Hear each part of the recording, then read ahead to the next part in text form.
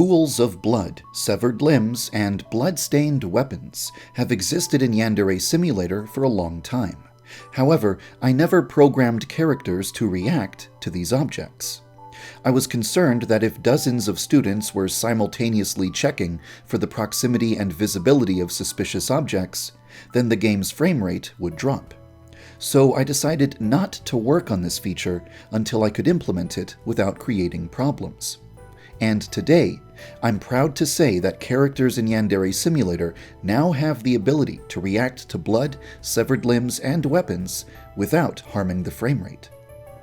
If a student finds a pool of blood, they will walk over to it and investigate it. After confirming that they have discovered blood, the student will run and tell a teacher. Then the student and teacher will run to the location where the blood was spotted. If the teacher doesn't find blood because the player has cleaned it up, she will assume that she is being pranked, and she will return to the faculty room. If the teacher does find blood, she will call the police. If any character witnesses Yandere-chan mopping up blood, they will realize that Yandere-chan is trying to cover up evidence of her crimes, and will react according to their personality and role in the school. For example, teachers will try to apprehend the player. If a student has lost a teacher's trust, they won't bother reporting things to teachers anymore. Instead, if they see something dangerous, they will go hide in their classroom. If a second student finds blood while another student is already reporting the blood, the second student will go straight to their classroom. And everything I've just stated also applies to dismembered limbs and bloody weapons as well. A pool of blood, a dismembered limb, or a bloody weapon are all indications that a murder may have taken place. However, weapons which are not stained with blood are a different story and result in a different reaction. If the player picks up an object that can be used as a weapon and drops it more than 10 meters away from its initial location, that object will be considered suspicious, and students will react to it upon seeing it. The first student to locate a suspicious object will run and tell a teacher. Other students will still react to it, but they will not deviate from their daily routine. If a teacher finds a suspicious object but doesn't find any evidence of a crime, they will not call the police. Instead, they will pick up the object and bring it to the faculty room. Now that students can react to blood, limbs, and weapons, the general experience of playing Yandere Simulator and getting away with crimes is much closer to my vision for the final game. And over the past month, I also made several other adjustments that get the game closer to the finish line.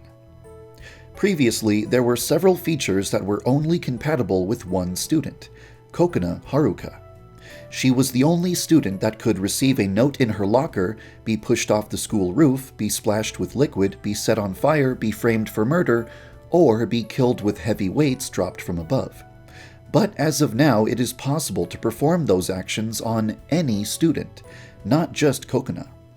Many of these features are self-explanatory, but there is one that I probably need to explain. To frame a student for murder, you will have to trick them into putting their hand on something that can be used as a weapon. As of now, there is only one way to do that, by sticking a box cutter into a box, pretending that it's stuck, and asking a student to remove it for you. Would you please help me?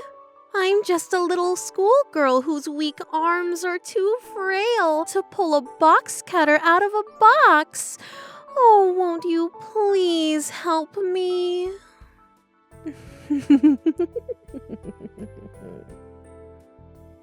In the future, I may come up with additional ways to trick students into putting their fingerprints on a murder weapon, but for now, this is the only method.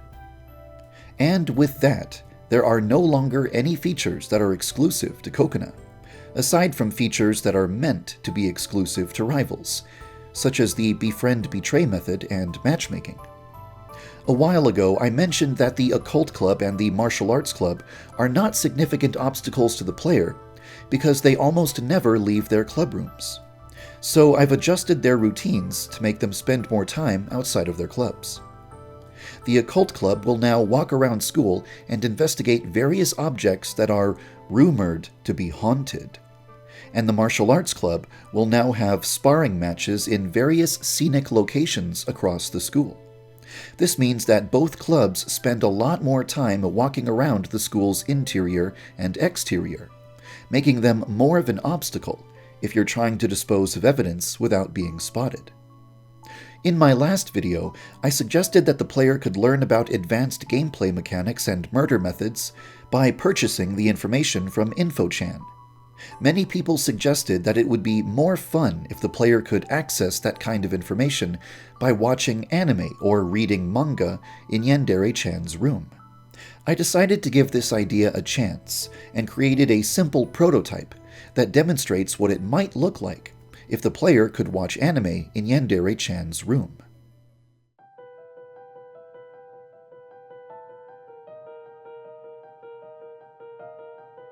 The young woman struggled to calm her trembling hands. She could barely maintain a grip on her pen. Steady, Yamiko. You can't afford to screw this up. Once her pen touched the paper, she would only have 60 seconds to achieve her goal. That was one of the rules. She knew exactly what she wanted to write down. She had rehearsed it a dozen times on a spare scrap of paper. Each time, she just barely succeeded in finishing within 60 seconds. No more stalling. It's now or never.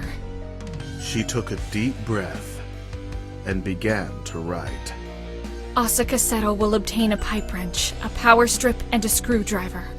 She will use the wrench to loosen the nearest water pipe and create a puddle of water. 30 seconds remaining. Her time was running out. She will place a power strip in the puddle and use the screwdriver to expose the wires. Then, she will activate the power strip and stand in the puddle. The moment she finished writing, the ink on the notebook turned blood red.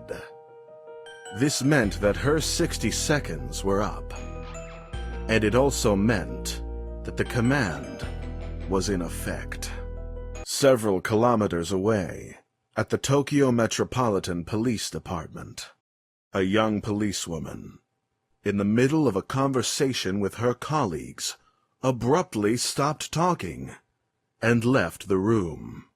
She walked to the nearest storage closet and obtained a pipe wrench and a screwdriver.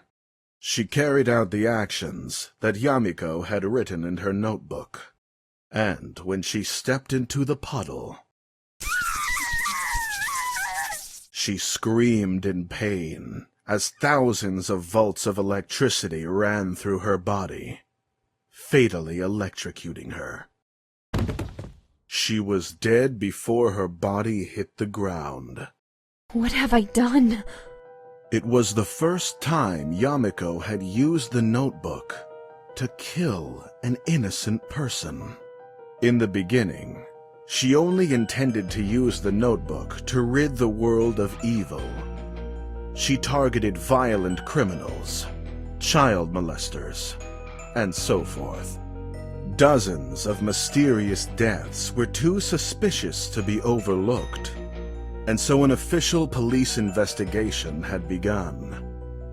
Detective Seto had come too close to figuring out that Yamiko was the person responsible for the mysterious deaths.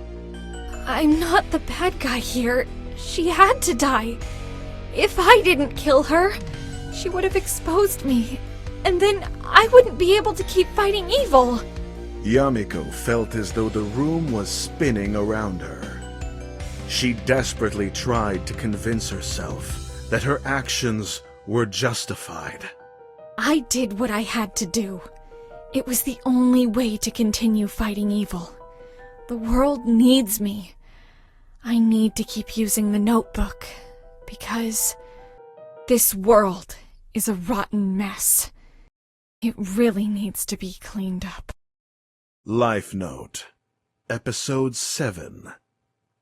End.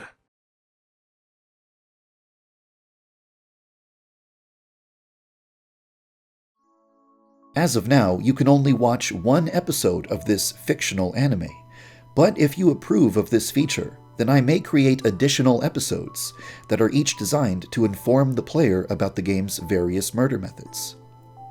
Students are reacting properly to suspicious objects. Features that were previously exclusive to Kokona are now functioning with all characters.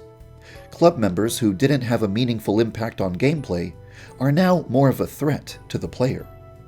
The current build of Yandere Simulator is very close to reflecting my vision for the final game. At this point in time, there are very few features that are left before I can finally shift my focus to the first rival. I feel very optimistic about the game's future, and I hope you do too. Thank you for following the development of Yandere Simulator.